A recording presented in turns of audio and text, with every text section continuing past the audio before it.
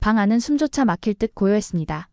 바깥 세상은 여전히 흘러가고 있었지만 이곳만큼은 시간이 멈춘 듯 정적이 내려앉아 있었습니다. 어두운 전등빛 아래 책상 위에는 부서진 컵 조각과 구겨진 종이들이 어지럽게 흩어져 있었죠. 깊은 한숨조차 내쉴 수 없을 만큼 공기마저 무겁게 가라앉아 있었습니다. 그 침묵을 깨뜨린 건 이를 갈며 중얼거리는 강세리의 목소리뿐이었습니다. 다 강재인 때문이야. 전부 다 그녀 때문이야. 그녀의 목소리는 낮았지만 안에 담긴 분노는 방 안을 가득 메우고도 남았습니다.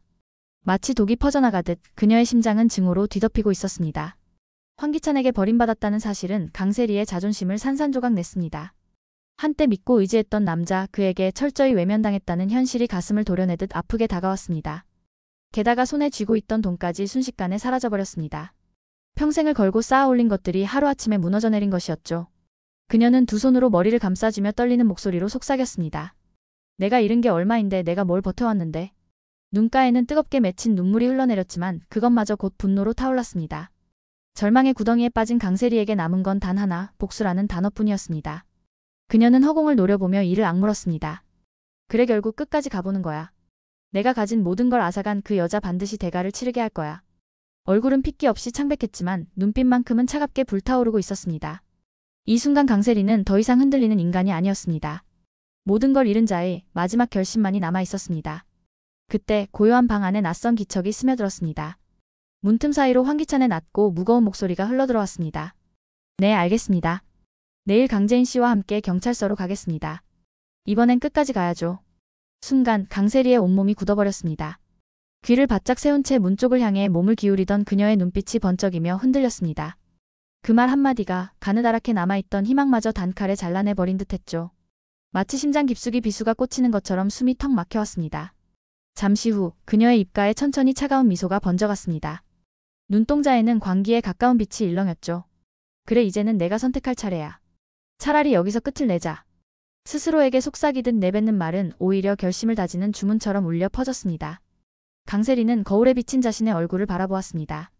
창백하고 지친 얼굴, 그러나 그 눈빛만큼은 도리어 단단히 굳어 있었습니다. 운전 미숙이라고 하면 돼. 몇 년 감옥살이라도 괜찮아. 그녀는 입술을 꾹 깨물며 이를 악물었습니다. 중요한 건 단 하나 강재인을 끝낼 수 있다는 것. 그 순간 강세리의 마음속에는 더 이상 망설임이 없었습니다. 두려움도 후회도 사라진 자리엔 오직 집착과 증오만이 자리를 차지하고 있었습니다. 그녀는 자신이 택한 마지막 길을 향해 서서히 몸을 굳혀가기 시작했습니다. 다음 날 오후 강세리는 경찰서 맞은편 좁은 도로 한쪽에 차를 세워두고 앉아 있었습니다. 창문을 닫아두었는데도 바깥 공기에 뜨거움이 스며들어 답답하게 느껴졌습니다. 스티어링 휠을 붙잡은 그녀의 손등에는 굵은 핏줄이 불끈 솟아 있었고 손가락마저 하얗게 질려 있었습니다. 심장은 마치 폭탄처럼 두근거리며 가슴을 찢어버릴 듯 요동쳤습니다. 그녀는 입술을 깨물며 낮게 중얼거렸습니다. 곧 나타날 거야. 이번에는 반드시. 땀이 이마를 타고 흘러내렸지만 그녀는 닦을 생각조차 하지 않았습니다. 온 신경이 도로 끝을 향해 곤두서 있었기 때문이죠. 마침내 멀리서 두 사람의 모습이 보였습니다. 황기찬과 강재인이 나란히 걸어오고 있었죠. 강세리의 시야는 순식간에 좁아졌습니다. 온 세상이 흐릿해지고 두 사람만 또렷하게 보였습니다. 마치 시간이 느려진 듯 그들의 발걸음 소리까지 들려오는 듯 했습니다. 신호등이 바뀌는 순간 강재인이 조심스럽게 횡단보도를 건너기 시작했습니다. 강세리의 호흡은 더욱 거칠어졌습니다. 지금이야 지금밖에 없어. 그녀는 발을 힘껏 밟아 페달을 꾹 눌렀습니다. 우르릉. 엔진의 굉음이 귀청을 찢으며 울려 퍼졌습니다. 차체가 전율하듯 앞으로 튀어나갔고 타이어가 바닥을 긁으며 불꽃을 튀겼습니다. 도로 위에 타는 냄새와 매캐한 연기가 번져나갔습니다. 순간 강재인의 눈동자가 커졌습니다. 그녀는 본능적으로 몸을 움츠렸지만 발은 도로에 붙은 듯 움직이지 않았습니다. 모든 게 끝장날 순간처럼 보였죠. 그때 황기찬이 번개처럼 뛰어들었습니다. 제인아. 그의 외침과 함께 강재인의 몸이 옆으로 밀려났습니다. 다음 순간 끔찍한 굉음이 터졌습니다. 쾅! 황기찬의 몸은 차량에 부딪히며 허공으로 솟구쳤습니다. 슬로모션처럼 공중에서 몸이 꺾이고 피가 흩뿌려지며 아스팔트 위로 처박혔습니다. 주변에 있던 사람들의 비명이 연달아 터져나왔습니다. 깍! 사람이 치였어. 강재인은 바닥에 나뒹굴며 손바닥이 까지고 목소리가 찢어져라 울부짖었습니다. 안 돼. 황기찬. 그녀의 눈앞에는 피투성이가 된 황기찬이 미동도 없이 쓰러져 있었습니다. 차 안에 있던 강세리는 얼굴이 하얗게 질리며 핸들을 붙잡은 손을 떨었습니다. 심장이 멈춘 듯 숨조차 제대로 쉬지 못했죠. 아니야 이럴 리가 없어. 그녀가 바라던 건 강재인의 몰락이었는데 눈앞에 쓰러진 이는 황기찬이었습니다. 모든 계획이 꼬여버린 순간 강세리의 입술에서 떨리는 속삭임이 흘러나왔습니다. 이건 아니야, 이럴 수는 없어. 곧바로 구급차가 도착했고 황기찬은 의식을 잃은 채 병원으로 실려갔습니다. 사이렌 소리와 함께 밀려들어온 긴급 환자를 맞이한 이는 다름 아닌 외과 의사 김도윤이었습니다. 순간 그의 가슴이 무겁게 내려앉았습니다. 눈앞에 피투성이가 된 황기찬을 보는 순간 머릿속에는 과거의 상처와 함께 동생의 얼굴이 겹쳐 떠올랐습니다. 내 동생을 죽음으로 몰아넣은 자 내가 살려야 한다고? 분노가 치밀어 올라 주먹이 저절로 움켜쥐어졌습니다. 숨이 거칠어지고 눈빛은 순간 차갑게 얼어붙었습니다. 그러나 곧 강재인의 목소리가 귓가를 울렸습니다. 죽음은 너무 가벼워요. 살아서 죗값을 치르게 해야 합니다. 그 한마디가 도윤의 흔들리는 마음을 붙잡았습니다. 잠시 눈을 감은 그는 깊게 숨을 들이마시고 인의 메스를 들었습니다. 좋아. 살려내자. 죗값은 살아서 받게 해야지. 그의 목소리는 단호했지만 그 안에는 무거운 갈등이 녹아 있었습니다. 수술실 안은 숨소리조차 날카롭게 들릴 정도로 긴장으로 가득했습니다. 환자의 맥박은 점점 희미해지고 혈압 수치는 바닥을 치고 있었습니다. 혈압 더 떨어집니다. 간호사의 다급한 목소리가 울려 퍼졌습니다. 승합제 투여해. 수혈 준비 더 빨리. 김도윤은 차가운 땀을 흘리면서도 손놀림만큼은 흔들림이 없었습니다. 마치 기계처럼 정확하고 그러나 누구보다 절박하게 움직였죠. 집도이의 칼끝은 혈관 사이를 날카롭게 헤집고 들어갔습니다. 출혈 부위를 찾아내어 봉합하는 그의 손동작은 숨막힐 만큼 치밀했습니다. 지혈 완료. 다음 장기 손상 확인한다.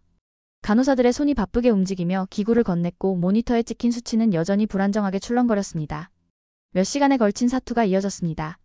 피로가 온몸을 짓눌렀지만 김도윤의 눈빛만큼은 결코 흔들리지 않았습니다. 수술실 안의 공기는 무겁고 뜨거웠고 모두의 이마에는 땀이 줄줄 흘러내렸습니다. 마침내 황기찬의 맥박이 서서히 돌아오기 시작했습니다. 심전도의 규칙적인 파동이 나타나자 의료진들 사이에서 안도의 한숨이 터져나왔습니다. 그러나 김도윤은 결코 가볍게 웃지 않았습니다. 그는 눈을 잠시 감으며 낮게 속삭였습니다. 살려냈다. 하지만 이제 남은 건 그가 반드시 감당해야 할 죄뿐이다. 그의 목소리는 씁쓸했고 결심은 더 단단해져 있었습니다. 한편 구치소 접견실. 차갑고 좁은 공간, 두꺼운 유리창 너머로 강세리가 뻔뻔한 얼굴로 앉아 있었습니다. 철제 의자에 기대 앉은 그녀의 표정은 오히려 여유로워 보였죠. 마치 이곳이 감옥이 아니라 자신이 상대를 지배하는 무대라도 되는 듯 했습니다. 그 앞에 모습을 드러낸 건 황기찬의 어머니 노숙자였습니다. 아들을 잃을 뻔한 여자의 얼굴은 분노와 절망으로 일그러져 있어야 했습니다. 하지만 입술을 열자 그녀의 목소리에서 흘러나온 건 뜻밖에도 돈 이야기였습니다. 보험금 절반만 내게 주면 조용히 있을게. 강세리는 순간 피식 웃음을 터뜨리더니 곧 차갑게 눈을 가늘게 뜨며 대답했습니다. 역시 당신도 별 수 없구나. 내 이름으로 이미 다 바꿔놨어. 원하면 여기 계약서에 서명해. 반이라도 가져갈 기회 지금뿐이야. 노숙자의 손이 떨렸습니다. 눈빛은 흔들렸고 표정은 분노와 욕망 사이에서 끊임없이 갈등하고 있었죠. 아들을 살려내라. 라며 유리를 두드릴 듯한 기세로 다가오다가도 책상 위에 놓인 계약서를 보자 눈길이 저절로 거기에 꽂혔습니다. 그녀의 마음속에서는 돈을 택해야 하나 아니면 아들을 지켜야 하나라는 처절한 내적 싸움이 번개처럼 스쳐 지나갔습니다. 강세리는 그 모습을 보며 비웃음을 감추지 않았습니다. 봐라. 결국 내 속내는 뻔하잖아. 아들의 목숨보다 돈이 더 중요하니까 이 자리에 앉아 있는 거겠지. 그녀의 목소리는 얼음처럼 차가웠습니다. 잠시 침묵이 흘렀고 노숙자의 손끝이 서류 위로 천천히 내려갔습니다. 결국 떨리는 손으로 펜을 쥐고 힘겹게 도장을 찍었습니다. 아들의 생사보다 돈을 택한 순간 이미 그녀의 인생은 무너지고 있었던 겁니다. 강세리는 그 모습을 보며 만족스러운 미소를 지었습니다. 그래, 결국 다들 똑같아. 돈 앞에선 누구도 자유롭지 못하지. 그녀의 속삭임은 접견실의 차가운 공기를 더욱 무겁게 만들었습니다. 재판정은 수많은 사람들로 가득 차 있었고 숨소리조차 크게 들릴 정도로 팽팽한 긴장감이 감돌고 있었습니다. 피고석에 앉은 강세리는 고개를 꼿꼿이 세운 채 자신감이 넘치는 얼굴로 법정을 바라보고 있었습니다. 저는 피해자입니다. 모든 건 황기찬의 강요였을 뿐이에요. 그녀의 목소리는 단호했고 말끝에는 여유가 배어 있었습니다. 주변에서 웅성거림이 흘러나왔지만 강세리는 오히려 입꼬리를 올리며 미소를 지었습니다. 어차피 황기찬은 죽었잖아. 반박할 자도 없어. 결국 내가 이긴 거야. 그녀의 눈빛에는 승리에 대한 확신이 어려 있었죠. 그러나 그 순간 검사의 목소리가 법정을 울렸습니다. 증인 황기찬 씨를 모시겠습니다. 짧고 단호한 한마디에 방청석이 술렁거렸습니다. 강세리의 미소가 순간 굳어지며 눈썹이 미세하게 떨렸습니다. 뭐라고? 황기찬을 부른다고? 문이 천천히 열리고 휠체어에 앉은 한 남자가 들어왔습니다. 그는 바로 살아있는 황기찬이었습니다. 법정 안은 한순간 얼어붙은 듯 정적에 휩싸였습니다. 방청객들의 눈이 커지고 입을 틀어막는 사람도 있었습니다. 강세리의 얼굴은 순식간에 창백해졌고 숨이 멎은 듯 굳어버렸습니다.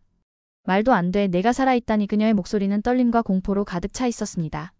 휠체어에 앉은 황기찬은 숨을 고른 뒤 손에 쥔 기기를 작동시켰습니다. 순간 법정 안에 음성이 울려 퍼졌습니다. 지금 처리해. 흔적은 내가 지울게. 선명한 녹취 속 목소리는 다름 아닌 강세리의 것이었습니다. 찰나의 순간 모두의 시선이 피고석으로 쏠렸습니다. 강세리의 표정은 일그러지고 그녀가 그토록 쌓아올린 거짓의 성은 한순간에 무너져 내렸습니다. 마지막 희망까지 산산조각난 그녀는 자리에 얼어붙은 듯 꼼짝도 하지 못했습니다.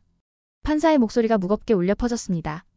피고인 강세리에게 무기징역을 선고합니다. 순간 법정이 술렁이며 탄식이 터져나왔습니다. 강세리는 자리에서 벌떡 일어나 절규하듯 소리쳤습니다. 아니야. 난 피해자라고. 억울해. 이건 함정이야. 그녀의 외침은 공허하게 메아리쳤지만 판사의 망치는 냉정하게 내려졌습니다. 이미 모든 게 끝난 뒤였죠. 그와 달리 황기찬은 휠체어에 앉은 채 담담하게 입을 열었습니다. 남은 제 재산을 강제인 앞으로 모두 넘기겠습니다. 그 돈은 힘든 사람들을 위해, 또 고통받는 이들을 위해 쓰여야 합니다. 무엇보다 제 아들 은호를 위해서라도 저는 이제라도 속죄해야 합니다. 그의 목소리는 떨렸지만 진심으로 가득 차 있었습니다. 그 말을 들은 강재인의 눈에는 눈물이 맺혔습니다. 그녀는 고개를 숙이며 흐느꼈습니다. 그 순간만큼은 법정의 차가운 공기 속에서도 따뜻한 인간적인 울림이 퍼지고 있었습니다. 하지만 노숙자는 곧 더 큰 충격을 맞이해야 했습니다. 아들이 살아있다는 사실을 뒤늦게 알게 되었지만 황기찬은 더 이상 그녀를 받아주지 않았습니다. 차가운 눈빛으로 고개를 돌리며 단호히 말했죠. 다시는 오지 마세요. 그 한마디는 칼날보다 날카로웠습니다. 짧은 거절이었지만 그 말은 노숙자의 마음을 송두리째 무너뜨렸습니다. 그녀의 얼굴은 믿기지 않는 듯 경직되었고 눈빛은 갈 곳을 잃은 채 허공을 떠돌았습니다. 아들의 손을 붙잡고 울부짖고 싶었지만 유리벽 너머에서 뻗은 손은 허공만 가르며 떨어졌습니다. 결국 그녀는 고개를 푹 숙이고 접견실을 떠날 수밖에 없었습니다. 세상에서 가장 중요한 것을 잃는 순간은 의외로 단순했습니다. 돈도 잃고 아들의 신뢰도 잃고 마지막 자존심마저 산산조각 났습니다. 그 후 노숙자의 발걸음은 점점 초라해졌고 마침내 그녀는 거리로 내몰렸습니다. 누구도 곁에 남지 않은 채 서울의 차가운 보도 위에서 작은 보따리를 끌어안고 앉아야 했습니다. 탐욕이 불러온 결과는 화려한 부와 권력이 아니라 고독한 몰락이었습니다. 한편 강세리는 감옥 안에 갇혀 있었습니다. 철창 너머로 보이는 건 단조로운 회색 벽뿐. 하지만 그녀는 여전히 억울하다며 목청을 높였습니다. 나는 피해자야. 전부 다 나를 함정에 빠뜨린 거라고. 그녀의 외침은 차갑고 습한 벽에 부딪혀 공허하게 메아리쳤을 뿐이었습니다. 감옥은 그녀의 소리를 받아내지 않았고 세상은 더 이상 귀 기울여주지 않았습니다. 시간이 흘러도 상황은 달라지지 않았습니다.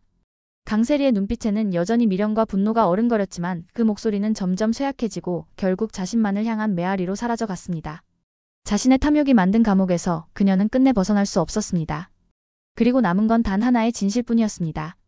탐욕은 결국 자신을 무너뜨리고 진실은 반드시 드러난다.